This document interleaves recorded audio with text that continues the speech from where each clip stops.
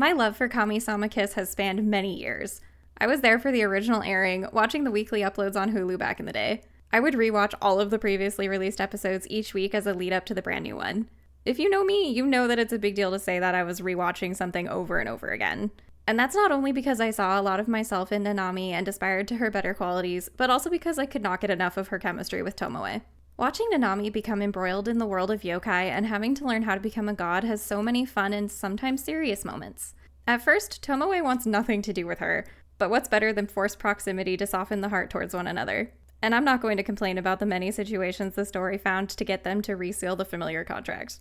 Nanami and Tomoe embody the grumpy sunshine romance trope perfectly. Seeing a perpetual optimist tackle a perpetual pessimist is so fun. There's just something about Nanami's never-ending perseverance. Watching her break down Tomoe's rough exterior and help him heal from his past as their relationship grows is the best part. And she falls hard pretty early, but Tomoe refuses to accept that he could have feelings for a human. He's too bogged down by his harried past and the implications of his immortality. But Nanami will literally move heaven and earth to help him. Even though he rejects her confessions, he very much respects her work as a god and her tenacity, hence why he chooses to reestablish the familiar contract multiple times of his own volition. I used to have such a huge crush on Tomoe. He's just so surly, but also very competent, and Kitsune are my absolute favorite yokai.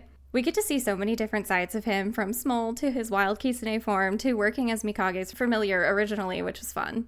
Although he seems aggrieved all the time, you can really tell how much he cares about Nanami underneath that.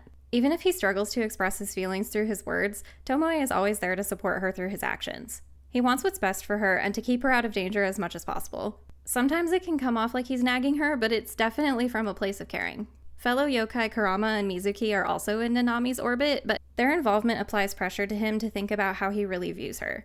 So their presence in the story motivates progress for the main couple instead of drawing away from it. What did veer us away from the deeper romance to me was the stuff with Yukiji and the Dragon's Eye.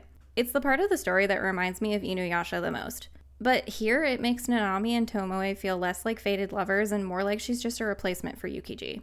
And she's changed so much from going back in time that it's a magical complication that sits funny with me. While I appreciated this arc for giving us more of Tomoe's backstory, I guess I walked away from it jealous on Nanami's behalf that Yukiji took so much spotlight and had such a huge impact on his life. Luckily, that plot point isn't the only building block of their connection. There are so many great moments where Nanami proves herself to him, like reverting Tomoe back with the god's hammer or rescuing him from the Dragon King. And everything the two get caught up in after Nanami comes back from the Netherworld was such a turning point for their romantic development. Let me know in the comments what moment from Tomoe and Nanami's relationship lives rent-free in your head. And if you're interested in more of my favorite romances, check out the other episodes from our Swoonworthy playlist.